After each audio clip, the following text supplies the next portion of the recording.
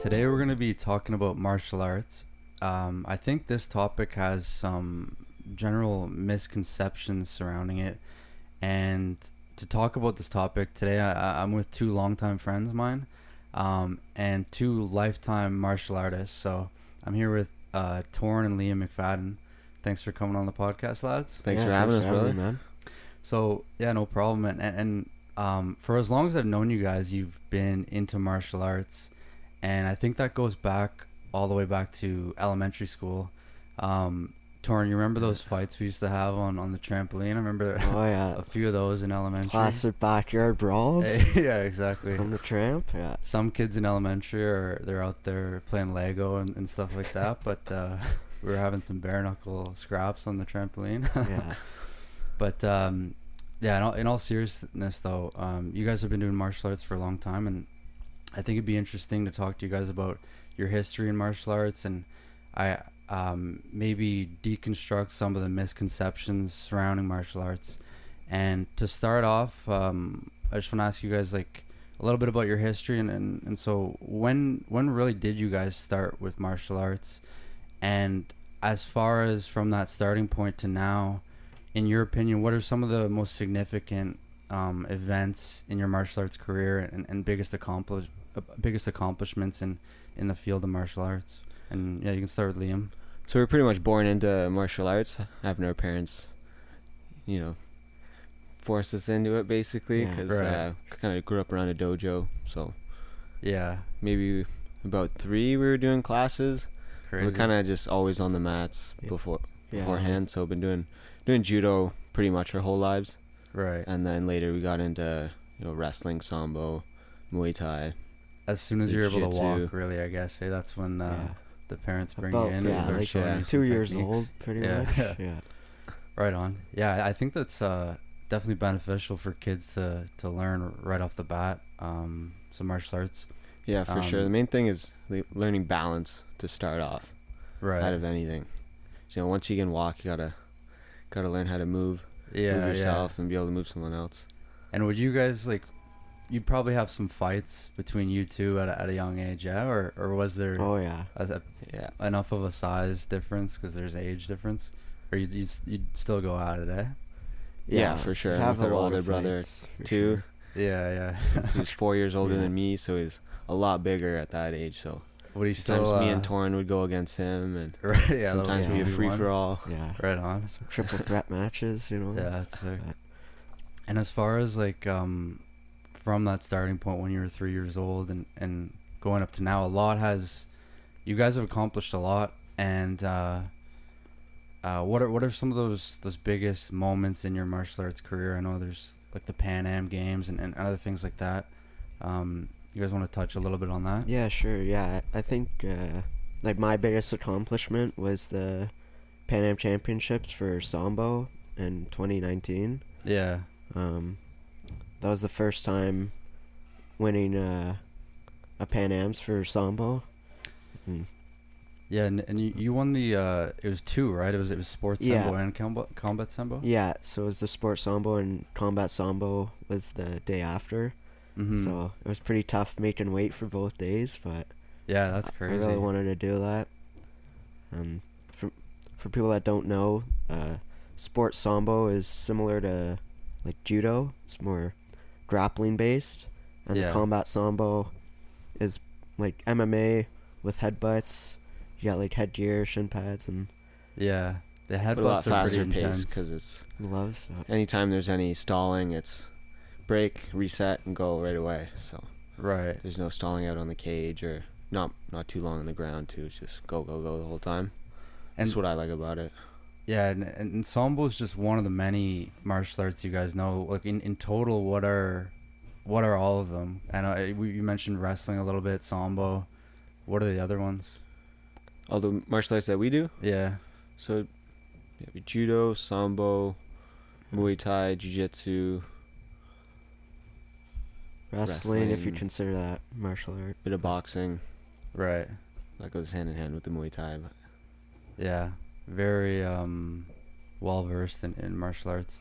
And then for you, Liam, obviously you've been to the Pan Am Games, and now you've come back with some belts I've seen, and also just going around your dojo and your house, I've seen so many medals. So there's just wins after wins. You guys have been pretty successful in martial arts. Yeah, probably my biggest or most proud accomplishment would have been President's Cup, the Combat Sambo Grand Slam in Northern Ireland. So I got my first belt there, so I felt really good coming back with that. And, next, that would be my last tournament, would be World Championships, which I came 5th at. Right. For Combat Sambo. And how do you guys think you would be different if you had never gotten into martial arts? Because obviously you've been really shaped by doing martial arts since the age of 3 up until now, and going in all these tournaments, and it's definitely shaped the way that you are as a person, I would think. And I want to touch on that a little bit later of like what people gain from martial arts and the things that they learn. What are some of the ways you guys think you'd be different if let's say you hadn't done martial arts in some other sport?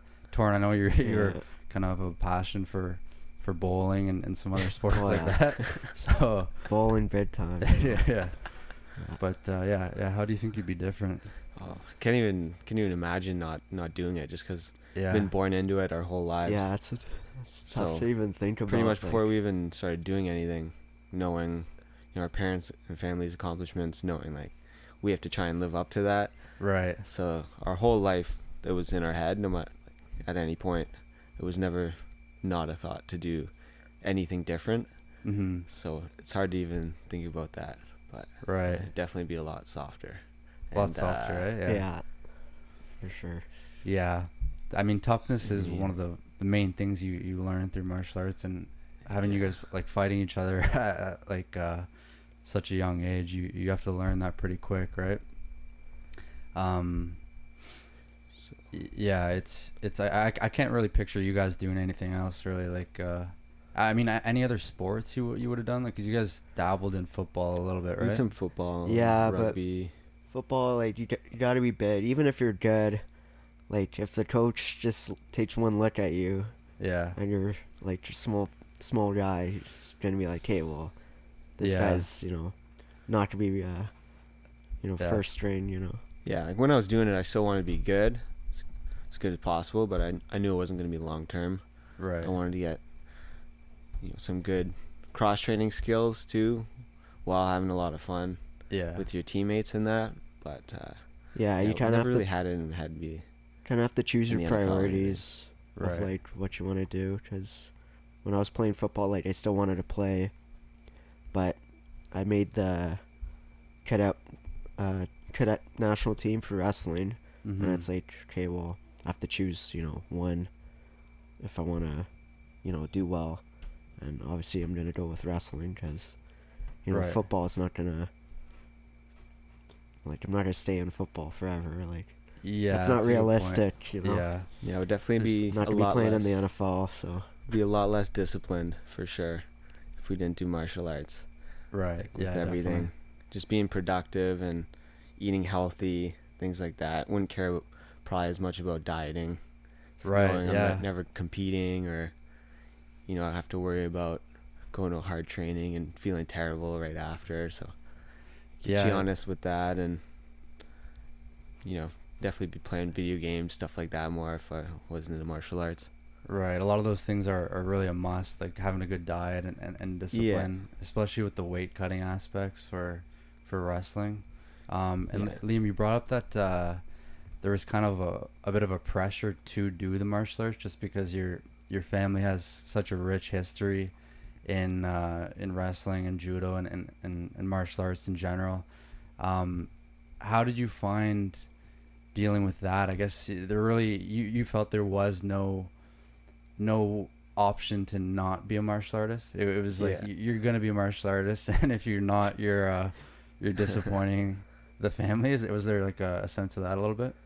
Yeah. There's a huge pressure on that for sure. Like, right. Like, but when you're competing at a young age, you kind of get used to feeling pressure.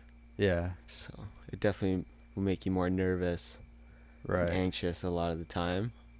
But you don't stop getting nervous before competing or anything like that, but you just get more comfortable being nervous, and feeling these kind of overwhelming feelings. And so you don't necessarily get less afraid, you just get more brave in a way, like more courageous, like you've done it over and over, but those nerves still come. And that I did want to touch on that for sure, is the psychology of fighting, because to me it's one of the most interesting sports to watch, to see a guy step in the ring or octagon or whatever it is and go face to face with another person.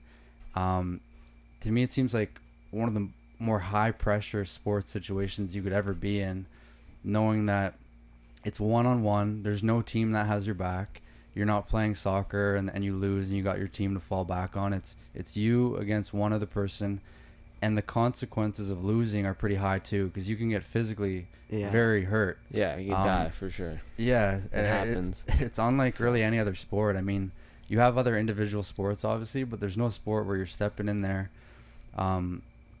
There's a crowd like looking at you, a lot of pressure, and you can get knocked out, you can have your arm broken, whatever it is. How have you guys found that? Like, do you have to in a way like hype yourself up before these events or like switch into a different mindset, or what is it like, let's say the lead up before an event for the next 48 hours before the event? What's your mind going through during that period? Well, it's pretty nerve-wracking, like, just especially going through the weight cut. It's like first step is like, okay, I gotta make weight, like, so you're really nervous about that. Mm-hmm. And then, so once you get through the weight cut and everything, it's like, okay, great, now tomorrow I can, get into a fist fight here. And then, so you're pretty nervous about that. It's pretty hard to, like, for me, it's pretty hard to go to sleep the night before competitions. Right. And then, like, for myself, I try and just, like, calm myself down, because I'm pretty, like, nervous throughout the whole day. Right. And especially, like, when it gets closer to my match. What are the techniques you use to calm yourself down? Like a little bit of yoga, or what are you saying? I just try and visualize, like my surroundings, and think of it like I'm in a practice room. Okay. And it's just like another, it's just like another practice. Right. But yeah. About 48 hours before, for me, I'm still visualizing competing in whatever sport I'm doing, doing all my techniques that I plan on doing, every different situation that could happen, or a scenario you could get in during your fights, and then winning, doing all that. I try to have a clear image of that in my head, and then about 24 hours before, I'm just trying to relax, right? Not trying to think too much about fighting, because then you start to get nerves. You don't want to be nervous for. Yeah, exactly. If you have a lot of nerves before, it's exhausting. You'll get exhausted and feel super tired, and then it'll wear you out during your fight. You just want to be as relaxed as possible and just feeling comfortable. Yeah, you don't want to have like a adrenaline fatigue, or like you gas yourself up before you even step in there. Exactly. Yeah, like when you're training, like you can go a lot longer, but then when it's like in competition, it's like, oh, like match is only 5 minutes long. Like, that's not that long, but it's your nerves make you like so tired, and it just like drains you like completely. It's like, so you have to like sort of calm yourself down, and know when to relax and when to step on the gas. Yeah, that's that would be a tricky thing to navigate, I'm sure. Torin, you mentioned that you kind of reflect back on when you were in the practice room. That's probably a really beneficial thing to do, because I think often people forget that they've done this thing over and over and over again. Like, it really is the exact same thing, right? When you're in the practice room and you're fighting, you're training with Liam or you're training with somebody else, nothing really changed besides the fact that now there's medals on the line, now there's a crowd watching, but it's literally just you've done the reps a million times.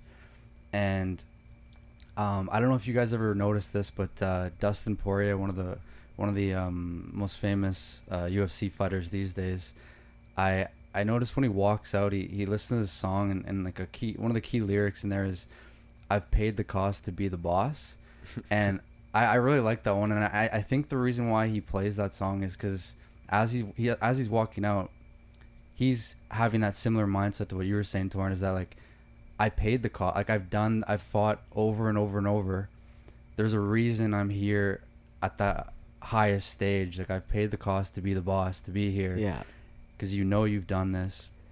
You've put the reps in. But either way, it's just like a human nature thing that when you get under the bright lights and you have a big crowd, you can reflect on all the training you've done, but I'm sure it's still just, you're gonna feel some nerves. It's just natural, right? Like, yeah, for sure. And you feel the most nerves. Like if you ever feel overwhelmed with nervousness, it's probably because you didn't go through a hard enough fight camp leading up to it. mm-hmm. If you put everything on the line in your fight camp, did everything you could in preparation, or super strict to your diet and all that, then you're going to be as confident as you could be. Right. And if you can't do that, you've done everything you could done. Now it's just whatever happens because you put it all on the line. Yeah. Beforehand. So. I think that's what some people may overlook when they're watching martial arts, is that they see these guys just out there, like a general view, like a typical public view of martial arts is a lot of, you'll see UFC, and maybe nowadays you're seeing like these TikTokers fight, and this is what a lot of people, a lot of the like general public, that's their view of martial arts. And I've even noticed when people watch the UFC, I feel like they're often overlooking the fact that there's a lot more that goes into this besides these two guys stepping in on this day to throw punches at each other. It's like you're saying, Liam, it's months in advance. There's strategizing. There's like all this preparation that if you don't do, then that's why you come to the event and you fall short. It's like it's not just who's the like most ruthless guy. It's like who was the most tactical, who had the most intelligent approach in preparation, who was the guy who was most disciplined with his diet and most disciplined with his training, right? And like I feel like people might overlook that. They see these guys make the walk on the night of, and you don't realize that who's gonna win here is there's months, years really of preparation. It's a that's definitely one of the misunderstandings. Do you guys see some other or like things that people may not totally understand about the martial arts? Because I think people might watch the UFC and, like I was saying, they watch these TikTokers go at it, and like you get that view. That's your view of fighting. But there's a lot more to it, right? Like, yeah, someone could look like a scrub and still know how to fight and be able to mess someone up real bad. Yeah, that's one of the scariest things. See someone, super big and muscular, and just assume they're bigger than someone, they could easily take them. Yeah. When that's not the case, we look at the best Thai fighters in the world, and a lot of them will be super skinny, but they can hit the hardest. Mm-hmm. Yeah, even like people coming into the dojo, like big guys, they think they're tough, and and it's like, okay, well, and then if you get the quote unquote meatheads, right, and like people that just want to like fight and like they don't really care too much about like being a little nicer to some guys, I'm like, okay, well, I'm gonna have to take you to the side and test you out. Show you what it's about. I think for sure fighting people tend to have like a skewed perception of how good they are, especially if you've never done any training. Like you're just you think, I'd beat that guy up, but it's like, why though? Like you have no training.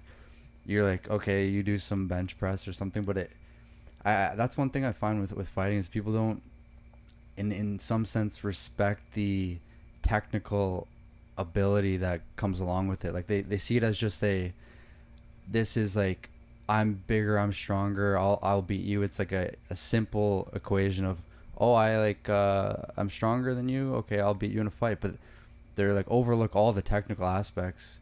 Yeah. And like it definitely would be good for people to step into the dojo and have that experience, like you're saying, Torin, of like they come in like big tough guy or whatever, but then you show them like, no, you might be smaller than them, but you can like take them down just purely on years of experience and with technique. Yeah, people think they can just show up and beat up a fighter because they can beat up all their friends. Yeah. Yeah, sometimes they're all untrained guys. Yeah, just bums on the street. Doesn't say much.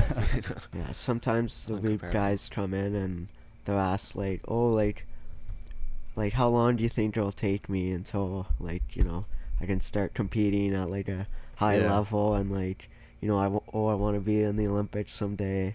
Yeah. And it's like, well, you know, you're 25 years old. Like, yeah. You're starting now. You like, might have missed the boat. Man, you're like, you know, I'm not gonna like go to some NHL team, you know, and be like, oh yeah, when can I start playing with you guys? Like, yeah, you know, it's like, well, I can't even skate yet. Like, right. It's just people have no idea like what it takes to sort of like get to like a high level. Yeah. Have you ever heard those guys that are like, they'll be like, they'll say that they could beat you up, but their reasoning is because they're like, you don't understand when I get mad. Like, when I get mad, it's a different game. Yeah. It's like, no, it's the same thing. It doesn't matter how mad you are. Like, if anything, you're just gonna be reckless. I mean, that's what you try and get out of people, is them to get mad so they make mistakes. Yeah. If you look in the UFC, it's all the mental warfare they're doing. They're trying to get someone mad so they throw a punch wrong, expose their chin because they're so angry, and then you counter them. Being mad, it might make you feel like you're better, but you're not actually any better. Yeah, and it'll just fatigue you as well. Mm-hmm. I think it would be a good experience for like a lot of people to step in and just do even some light sparring with somebody who's like a very high level fighter.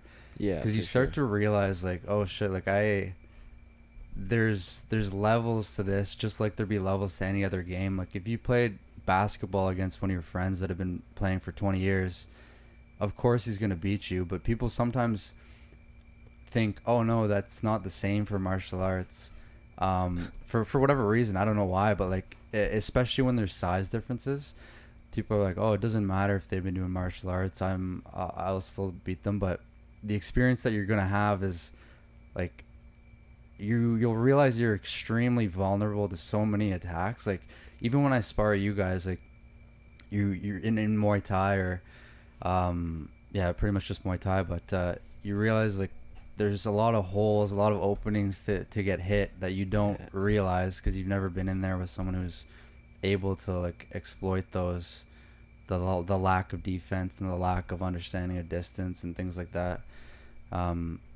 That would definitely be beneficial, I think, just to make people realize like this is it's not as easy as it looks. Because for people listening, I've seen Liam wrestle someone who's like 60 pounds heavier probably and make it look quite effortless, and this isn't someone who has to you guys he probably has like pretty much no wrestling skills, but like there's a big size difference, and technique is able to overcome that in a lot of scenarios. Like it's probably a bit of a like technique can take you so far, right? But if you're against a guy who's 500 pounds, I mean, it might be tough. Yeah, I mean, you gotta strategize how to take on that battle for sure. But, if someone's 500 pounds, they're gonna be, I don't know, fairly slow. Maybe you can run around them. Maybe 500 pounds. Quick foot sweep. See you later. Like, I don't know. Let's say like 250 and not too fat. But yeah, and have you guys had that where you have people that are bigger than you that assume that they'll be able to beat you up? Like, does that happen a fair bit? A lot of parties will go yeah. It's always the big guys once they have some drinks. Yeah. They challenge us to a wrestling match when it's like, man, like, yeah. you think you're going to be in a wrestling match? Yeah. No, then they soon find out. Yeah. But that is one thing. Drunk strength. Yeah, the drunk strength. Drunk confidence, at least. Yeah. But yeah, people don't really question that, and I've been in a situation at a bar once where someone was they were like, we were in a bit of a confrontation. They were like, he was basically saying like, you don't want to fight me, but I had like a little bit of understanding of like martial arts and stuff like that. So, but I was generally quizzing him, kind of. I was like, why though? Like, is there like, do you know some martial arts, or like what's going on here? Because people will be like, I would beat you up, but they have no reason for saying that. It's just like, yeah, okay. Yeah, people need to all come into a martial arts school and get humbled a little bit. Yeah. So you find out pretty quick if you have a big cocky attitude and you show up into a gym, it's not going to be a good night for you. You know, the only way to learn things and pick up from people that are better than you is by being humble and being open to what they're going to teach you. Otherwise, you're not going to learn anything. Right. So. Yeah, and I think that humbleness is one of the main things you're going to be able to get from martial arts, because like you're saying, if you are coming in there arrogant, that'll get beaten out of you literally like pretty quickly. And yeah, like the humility, and you mentioned discipline. We can kind of go through because I'm sure you guys have some different ones than I'd be able to think of. Some of the things that you've gained through martial arts, some of the things that martial arts emphasizes on teaching, and humility obviously is one. Discipline, that's a big one. What are some of the other things you guys think? Building good habits is a big one for sure. Right. So like if you got to make weight, got to stick to a strict diet. If you cheat on that diet, you're not going to perform as well. Your weight cut's not going to go well. You're going to gas out in your fight, and it's going to be a rough night for you. You know, your brain cells are on the line there, and yeah, a lot of other things. So it keeps you honest with that, because it goes when you're younger and you go through that and you don't do it properly. You cheat your diets and you learn from that later, and you know how important it is to stay honest with yourself with that and stay consistent with training. Yeah. If you take time off training, other people are going to be training harder than you. Right. And then you're going to lose. So. Yeah. And then you're always comparing to someone across the world from you is going to be training harder, and you always got that in the back of your head. Like, yeah. These people who have way more funding for their sport in their country have way better training facilities. You're competing against them with much bigger teams, way more training partners, much higher level nutritionists. You gotta try and compete with that. So you gotta beat them by just harder work. Like, you gotta try and work as hard as them, or work smarter than them. So but, if you're cheating your training, you're definitely losing to those guys. So right. So are you thinking about those guys every now and then, like some guy in Bulgaria or whatever? All the time, yeah. You never know who's gonna. You might meet them one day. You don't necessarily know who they are, but one day they might show up, and you guys are going.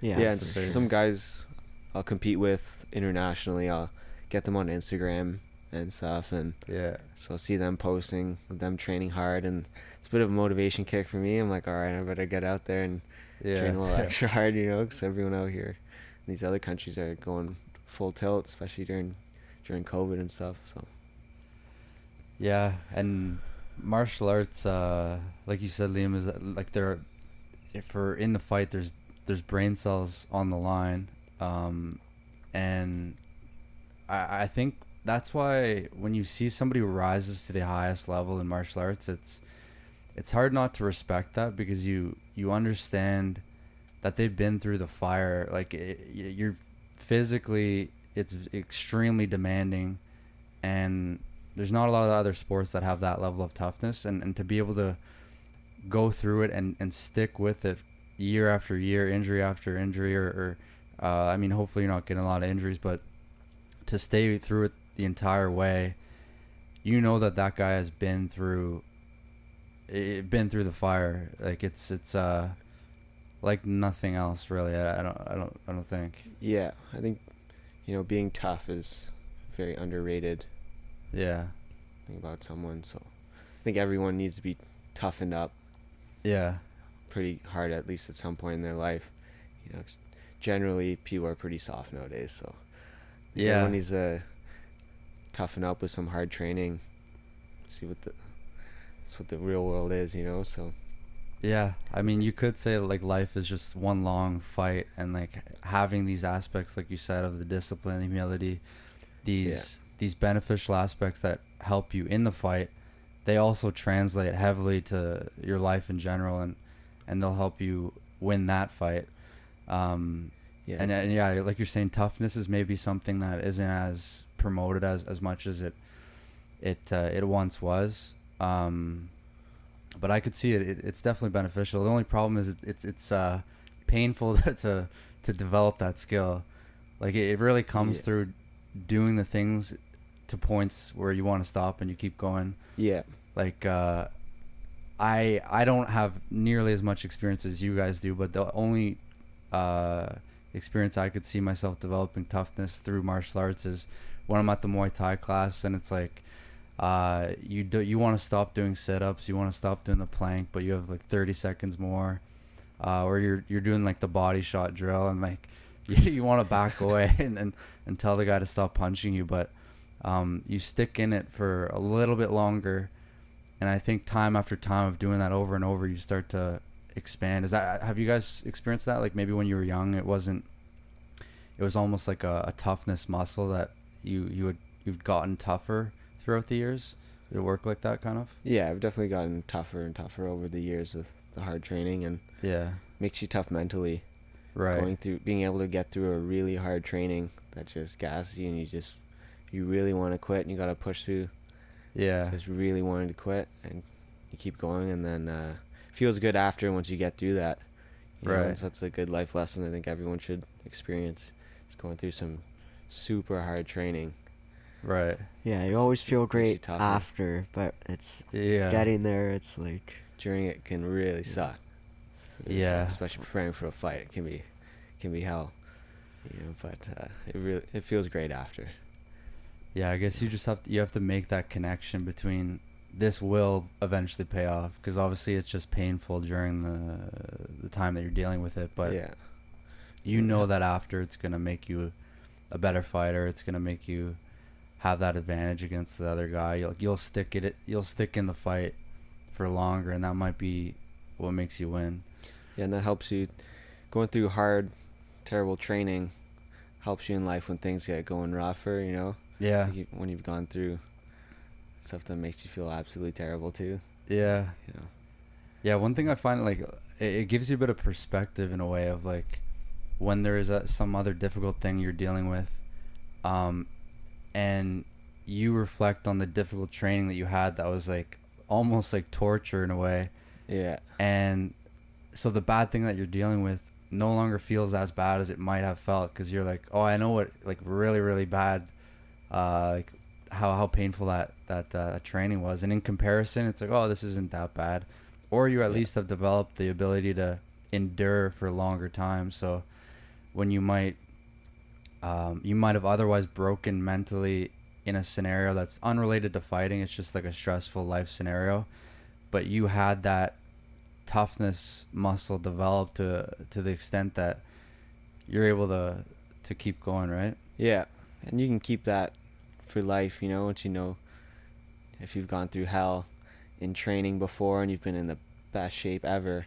Yeah. And then say you come out of it and you're in bad shape all of a sudden, but you go for a run versus someone who hasn't been through that before, but you're at the same position they are. Mm-hmm. You're going to be able to go way further than the person who hasn't, because you're able to just push through that pain threshold. Right. And you just know mentally you can do it. You're physically capable of doing it. It's just in your head. Right. And you got to push through that. Yeah, and that toughness, like I mentioned, it might not be promoted as much as it used to be, and even like fighting in general, like I think that's not promoted as much as it used to be. But I think, as we've talked a lot about so far, there's so many things you can gain from martial arts and fighting, and it maybe is a shame that people look down upon fighting or look at it as strictly as like a barbaric act, and they're missing out on all the other things that you're going to develop in doing it, like the humility, discipline, and we can go on and on about all those things. Have you noticed a change in, like, because you guys have been running a family dojo for a long time, have you noticed like maybe like a bit of a change in the attitude of the people that are showing up? Has that changed at all? Yeah, I think that as UFC's grown to be a lot bigger, it's it's huge now, which has grown in maybe the past 5 years. It's gone substantially bigger than it was before. Yeah, and we notice more and more people wanting to come in and fight, and everyone kind of compares martial arts strictly to how useful it is in the UFC, or how they think it is useful in the UFC. Like if depending on what fighters at the top, like what their background is, right? Like if they're the best guys are wrestlers, then they want wrestling and boxing or something. Yeah, and that's all they want to do, and kind of leaving traditional martial arts out a little bit, and kind of I feel like a lot of gyms leave out the culture a bit from where their martial art came from, and there's a lot more fight gyms now rather than traditional martial arts schools, and so you might find less gyms focusing on a lot of discipline and other benefits from martial arts other than just being good at street fighting or MMA. Right. Yeah, because it's, even for me, I find it tough to, you want to learn the things that are going to help you in these like street fight scenarios or like self-defense scenarios. But what are people, like, if they have that attitude, what are they missing out on when if they want to skip over some of the traditional martial arts that may not necessarily be as effective in the UFC, but there's obviously still some benefit to learning it. What is that, the benefits you think of learning these things that are maybe not as like cost effective in a sense of getting you to be the best a fighter, or if that makes sense? Yeah, people miss out on the disciplining and how martial arts will discipline you. Yeah, like doing things like bowing to each other, showing a lot of mutual respect, and helping out each other, helping out a newer person and teaching them, giving back to them, and then being really respectful to learn other things from someone who's above you, and strictly wanting what will get them stronger at fighting, and not caring about those other things. It's a lot of small things in there that add up all together to be a big part of the discipline. Right.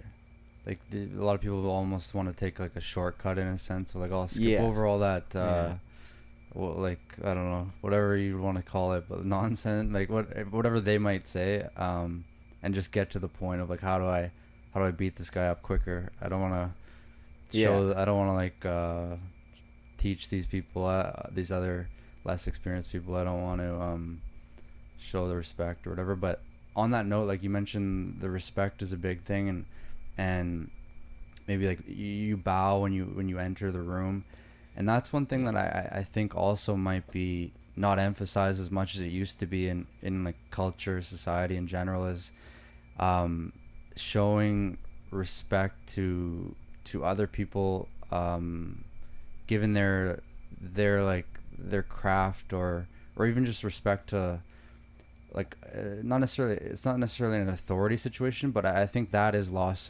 somewhat today, is the respect for some authorities. Like you hear of scenarios of like kids in elementary where like they're like bossing the principal around, or like you just call your parents and like tell them that the teacher said something you didn't like, and then they get you in trouble. But that wouldn't have been the way it was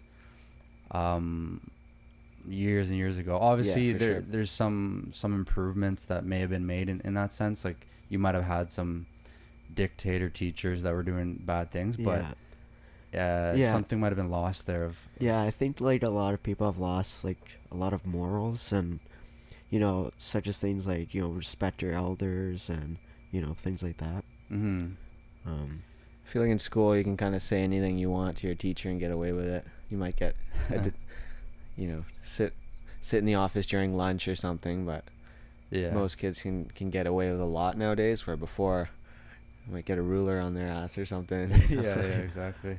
And then that would shape kids up, but now everyone's too afraid to go over the line with kids. Everyone's super protected now, so they're kind of losing that discipline, I feel.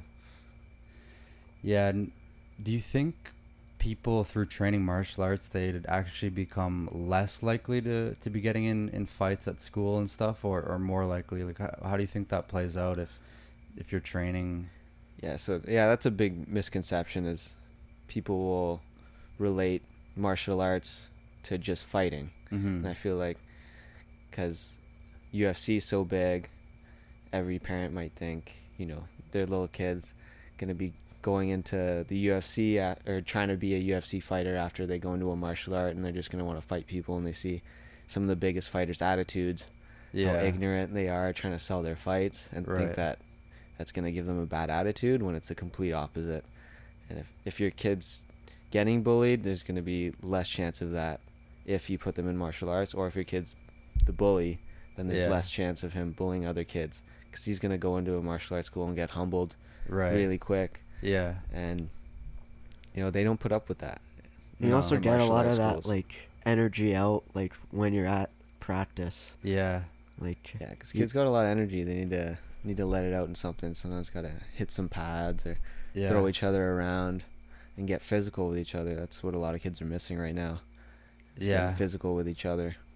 Yeah, I definitely think so. And I mean, you even you see that's frowned upon, letting young boys especially wrestle and stuff, and it's oh, you shouldn't be doing that because you're gonna end up being violent. But I think people might be maybe failing to recognize how deeply ingrained fighting and aggression, whether people like it or not, is in human nature, to especially young men, I'd say. And you almost want to people almost want to pretend that's not a legit thing, that young boys have higher levels of aggression, and you want to have an outlet to be able to put that to use, or channel the aggression so that it's beneficial rather than negative, because aggression itself isn't necessarily a bad thing. If you put it in a right direction, it's essentially just energy spent on something good. And in a martial arts school, that's basically what you guys are trying to do, right? Is get these kids to put it in a good direction. Yeah. You show them you can't be picking on other kids and stuff, and you just have to channel their energy. And the average man's grip strength has gone down over the years. I think it's the lowest right now. Yeah, I think testosterone has gone down as well. Heavily. Everything. And I mean, there might be a lot at play there, why that's happening. But one of them probably is that people just are less physically active. Yeah, for sure. And yeah, I mean, through martial arts, you're really not going to be able to be a bully, because if you have have you had those type of people that show up to the school and they're used to being kind of a bully, and you guys in a sense have to show them what's good or whatever. You can't be doing that, and you guys teach them.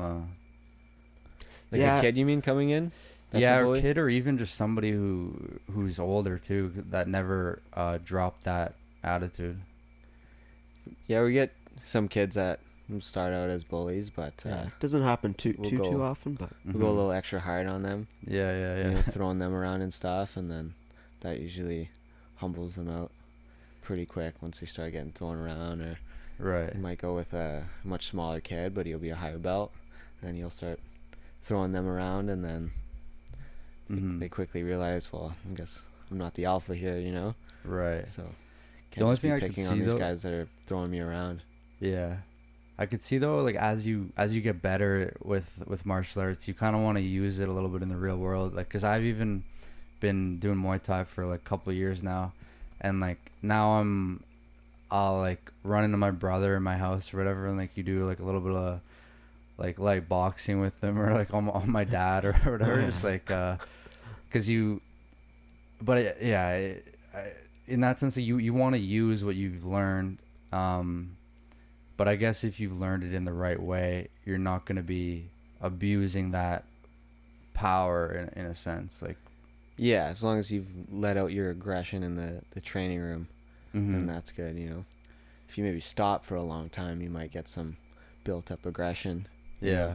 Yeah, and if you just keep letting your aggression build up inside and you're not letting it out with any outlet, then it's just gonna keep going up, and then you'll do something really bad. You know. That's a good point, because I think, like I was saying, the human nature is like people have this aggression, and when you bottle it up, that's when you see those like people just explode at like some cashier at like a grocery store or at McDonald's or something. It's like you're not accepting the fact that you have like aggressive human tendencies. You want to like deny that, but it's gonna come out in the worst ways when you kind of just stuff it down and act like it's not a real thing. Yeah, and most beginners, like, when they come in, they're always super tense, and, you know, they don't know, like, how to channel their pace, and... Right. They come in, like, super aggressive, like, super hot, and you have to train to know, like, how to sort of ease up on certain situations.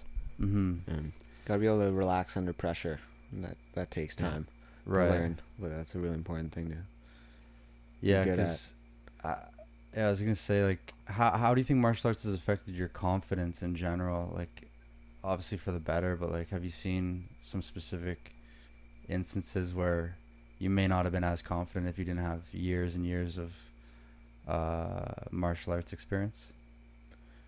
Yeah, just pretty much any scenario where I'd feel kind of scared to do something, can just kind of look back at how nervous I've been before a huge tournament, and just think, it's not that bad. This isn't that big of a deal. You know, you can just kind of look back and compare it. Right. Just pretty much any situation like that. And I definitely feel a lot more confident in general. You know, I used to be really introverted, kind of scared to talk to other people, but now I feel a lot more open. You can really see it in the kids as well, like when they first come in, and they're all, you know, some kids, when the parents are trying to bring them into the class, they're crying and they don't want to do it. And then, you know, okay, like, you know, they can sit out the side for the first day, and then second day try and bring them in. Okay, like, might get them in, might not, and then, okay, finally they'll come in, and then they'll do the class, and then they end up loving it, and then their confidence just goes, like, skyrocket high. Yeah. And then now they're, like, super outgoing, and you know, they're not that, you know, little afraid, timid kid anymore, you know. Right. So yeah, I think it's a great thing for developing people's character in general, and having you for a lot of martial arts, you have to go face to face with somebody else, and it's just you and them, and you're doing some light sparring, and I know I've heard a saying that, like, two people's most common fears in life are getting in like a physical altercation, getting in a fight, and public speaking, and that would definitely knock down the first one of overcoming that fear, where, like, just time after time, class after class, it's you in front of the other person, and you get relaxed having them throw punches at you, or having them throw, if it's like wrestling or whatever, some other techniques, because that's one thing that I've found for sure from the beginning when I started Muay Thai to now, is I'm definitely more relaxed having somebody throw punches at my face. Like, it's like than I was at first, because you like, initially you want to just shell up and like hide, because it's overwhelming to have someone uncomfortable position to be in. Yeah. So you gotta get comfortable in those uncomfortable positions. Yeah, and just to be able to stay calm, because you can't defend yourself properly when you're super tense, and that's probably one of the most common things you see with beginners, right? Is that like tense shoulders and like really stiff. Yeah, really stiff. Just stiff as a board. You know, it's hard to move properly. It's always just very tense, and then you waste a lot of energy like that. Right. So always, you know, tight shoulders, squeezing your fist the whole time, and then your arms are gassed within like 10 minutes. Yeah. Yeah, it's so much more exhausting. Just relaxed, loose. Yeah. And mentally exhausting too, I'd imagine. Like, you're just draining yourself because you're so nervous while you're fighting somebody. Where do you guys see your martial arts journey, in a sense, going? You've gone this far. Like, is there anything in particular that you guys want to achieve in martial arts for the future? Yeah, for sure. I want to win the world championships for combat sambo, for sure, and win some Muay Thai belts, for sure, and then transition into MMA, right? Do that professionally and try and make it to the UFC. Yeah, that'd be awesome. See you on and hopefully Muay Thai will get into the Olympics. Or maybe sambo in the next 8 years. Yeah, sambo. Like it could be. So I think Russia dropped. It's possible. So I think Russia dropped the ball on that one. You know, pretty hard for sambo to get in now. Hoping within 8 years it's possible. You know, sports can grow quite a bit in short periods of time. So it's a big maybe, but if that happens, definitely gonna go all in for that. Right on. And Torin, what do you? So I wanted to compete at the World Championships last year, but then COVID shut down all the competitions and everything. And then they changed my weight class, so that was a bummer. Right. So hoping, you know, that tournaments can sort of resume normally, and you know, I've kind of just been taking a break. You know, they just had the Pan Ams, but I can't afford to take, you know, 2 weeks off of work. Right. To do that, so hopefully get back in some sambo competitions. I did want to get back into wrestling. Yeah. But we'll see. We'll see how everything goes. It's kind of hard to say now, but that'd be ideal. And then maybe after that, in the future, I do want to get into some MMA, do some MMA fights, and then sort of see how it goes from there. But it's easy to say, oh, I want to, you know, go to like the highest levels for this, but yeah, it is. Yeah, you can catch yourself thinking of or like dreaming really, really high. For you guys, it's a lot more realistic. But I know there was even one point where I was thinking, I was like, oh, maybe one day I'll step in there on a Muay Thai fight, and maybe I could. I don't know. Maybe like, what do you guys think? Do you think? You for sure could. Yeah. Like, what do you think it would take as far as getting me to that point where I would be able to step into the ring in a Muay Thai fight? Like, like what's the lowest competition level? I haven't watched a lot of an exhibition match. A local exhibition match. Right. So.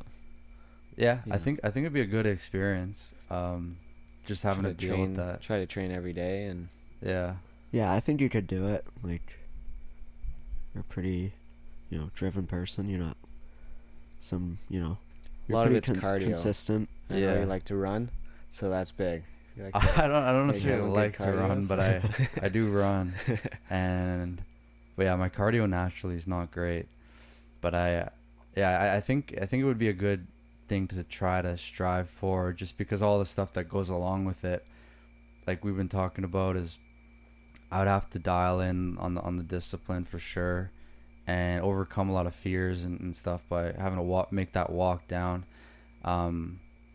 Yeah, and that's what I see when I'm looking at martial arts and I'm looking at fighting, which I think a lot of people overlook. Like, I think people would be surprised to maybe find that I'd be interested in making that walk and stepping in the ring. Like, it doesn't necessarily. I may not strike people as like the type of person that would want to do that, but I definitely see it is pretty appealing to me to do that, because a lot of the people that I admire the most are people that are doing that. Like, you watch people in the UFC, and it's a very courageous thing, in my opinion, to step in there and fight.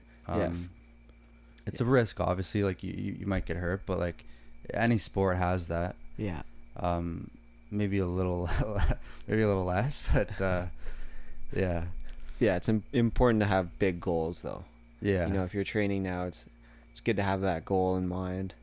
To keep you honest with your training. If you're thinking, maybe I'll thinking about doing a fight later on, then, you know, you'll be skipping out. Yeah. You know, training half-assed kind of now. Whereas if you're saying, I want to fight, you know, fairly soon, then you're going to be training a lot harder and put everything into it. Care more about your diet. It's going to motivate you a lot more.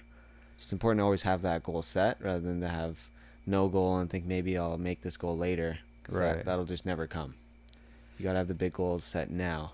Yeah. And then you're going to be working towards those every day.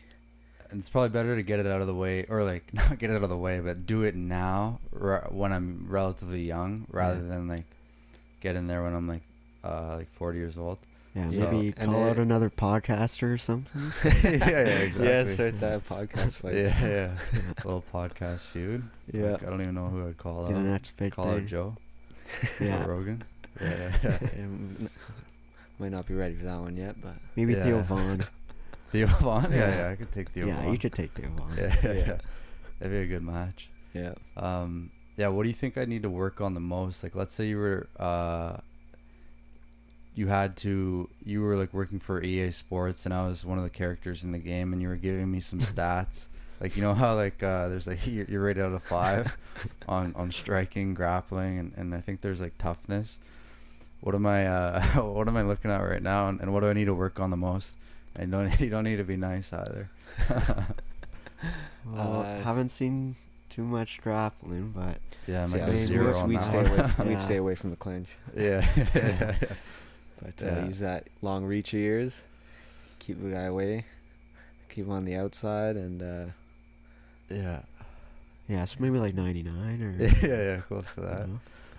Yeah, biggest thing starting out is cardio, I'd say. Yeah, because everyone goes hard at the beginning and they gas after like the first round. Right. You know, so starting out, if you have a really good gas tank, even if the person goes hard and dusts you up the first round, you can come back, win the next 2. Right on. Okay, well, yeah, I'll see where I go with that. I'm enjoying the Muay Thai so far. I feel like one of the main things that I did want to bring up, actually, that I feel like I've learned through doing Muay Thai, and that's really the only martial art that I've been doing, but is just the skill of developing skills. Because I think one of the main things that you're going to learn when you're doing martial arts is that you can get better at things over time, and you just see that the duration that it takes often won't be as quick as you want. But when you reflect back on a year or a couple year period, you see that you made clear progress. Like, when I first started, I was pretty bad, and obviously I'm not at a very expert level now, but I've definitely can see I've made a fair bit of progress. Yeah. And just learning that is something that some people might even be missing out on, is that you can get better as long as you just stick to it. Like, even with this podcast, like, just continually just get the reps in. Yeah. You show up for Muay Thai from week to week. Maybe you don't get that much better. Maybe you sometimes, like, you have an off day, you're actually worse the next week than you were last week. But on that long enough time period, you are better. And just recognizing that is something martial arts kind of illuminates for people. I feel like is like, oh shit, I can get better. I just need to keep chipping away. Yeah. And that applies to so many other things. Like I was saying for this podcast, whatever it is, really, whatever you want to get better at, as long as you have that understanding that if you just show up day after day, inevitably the results will come. Yeah. That's one of the main things I've like appreciated about the martial arts is like you keep grinding and eventually you see the results. Yeah. Repetition is key for sure. The most important thing is just having a good set schedule that you can stick to. Mm-hmm. And then you just show up. There's no question about it.